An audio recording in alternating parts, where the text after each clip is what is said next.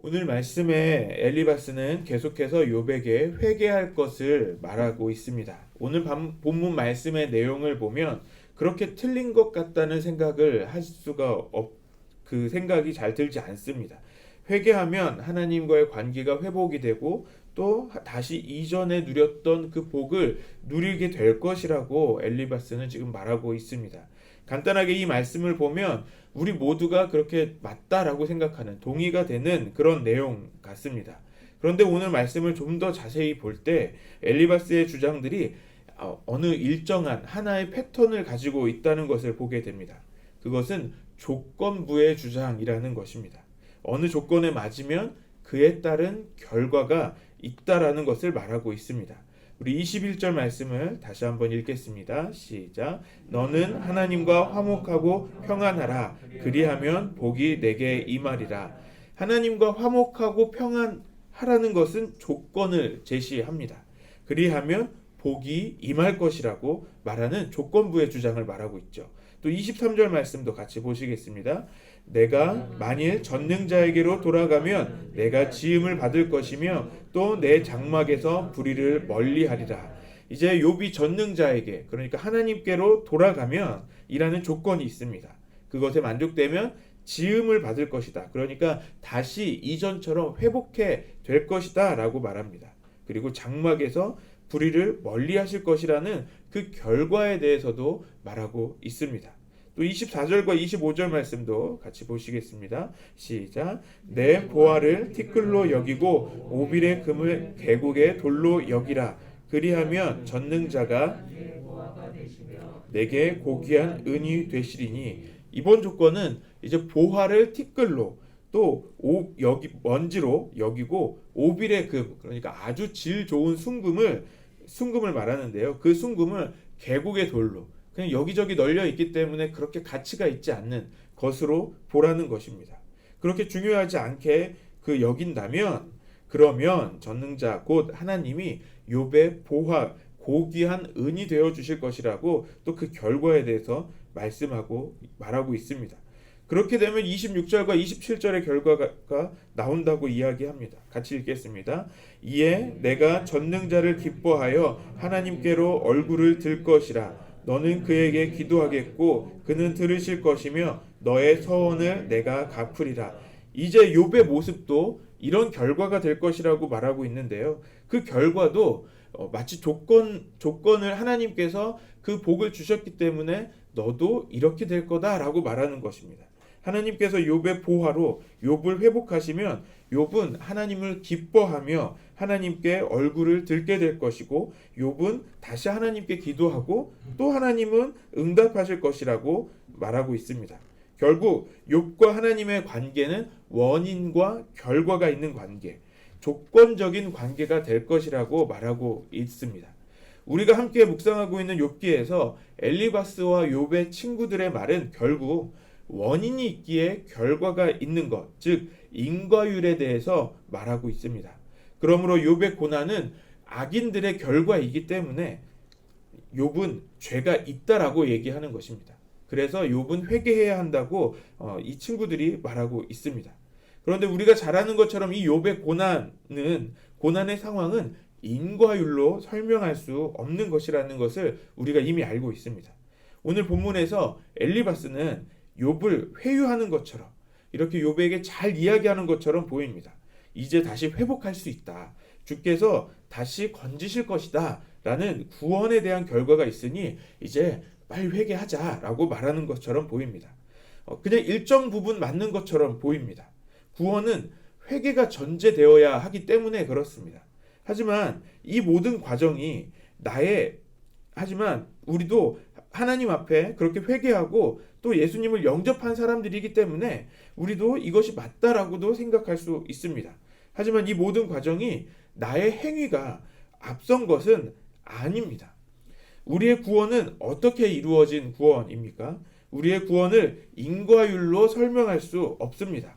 왜냐하면 우리의 구원은 은혜로 이루어진 것이기 때문에 그렇습니다.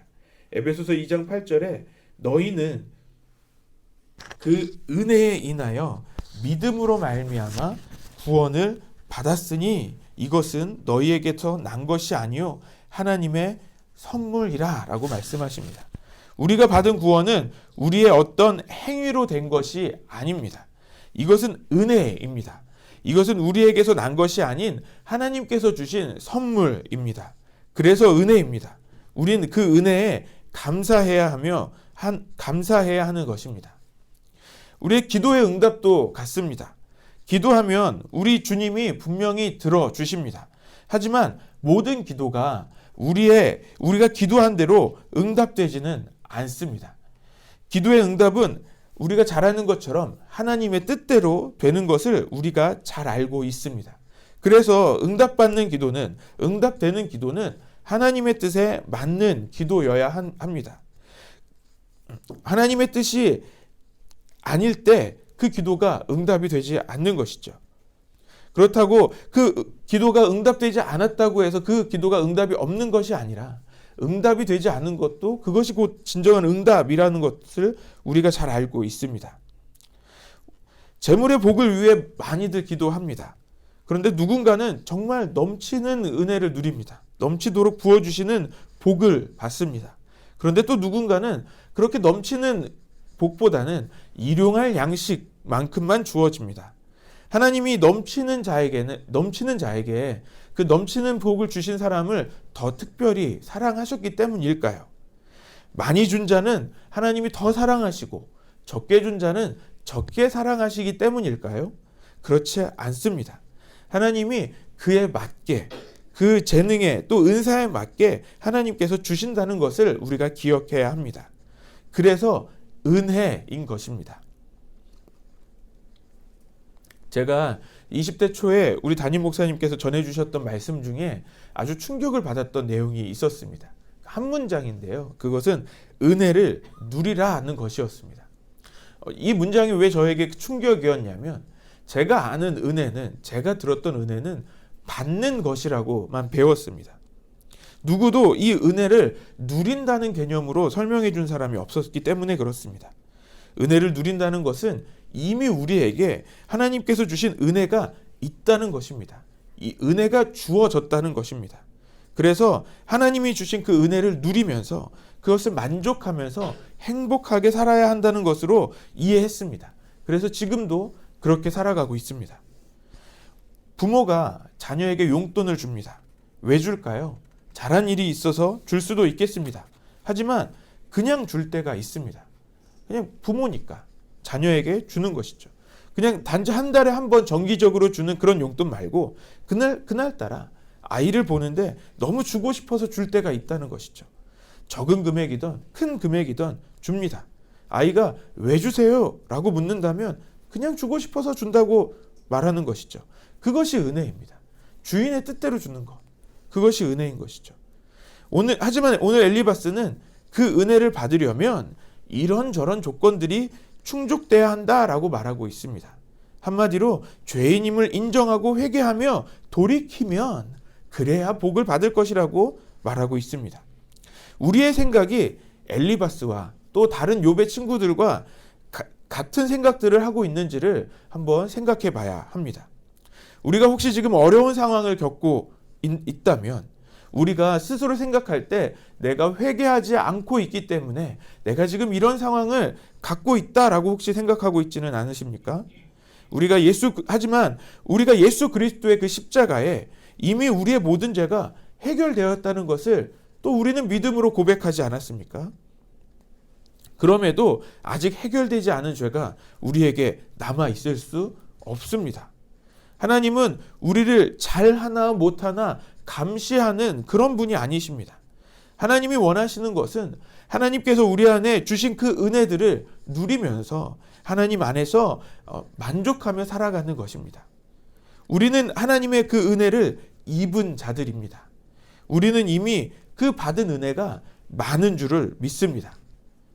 그렇다면 우리는 우리에게 주신 그 은혜를 누리면서 살아가야 합니다. 다른 사람이 누리는 그 은혜를 보면서 부러워할 필요도 없습니다. 그 사람은 그 사람에게 맞는 은혜를 누리고 있을 뿐입니다. 있으면 있는 대로 또 없으면 없는 대로 주께서 주신 은혜들을 누릴 수 있어야 합니다. 지금 우리가 누리고 있는 이 은혜에 우리 하나님 아버지께서 값없이 주신 이 구원의 선물인 것을 기억하면서 우리는 감사해야 합니다. 오직 감사함으로 그 은혜를 마음껏 누리면 되는 것입니다. 오늘 하루가 우리 하나님께서 주신 그 은혜를 기억하며 누리며 살아가는 하루가 되시기를 소망합니다. 그래서 날마다 하나님이 주신 그 은혜를 누리는 우리 안성열린교회가 되기를 소망합니다. 우리 모든 성도님들이 그 은혜를 마음껏 누리며 감사가 넘치는 우리 안성열린교회 모든 성도님들이 되시기를 소망합니다.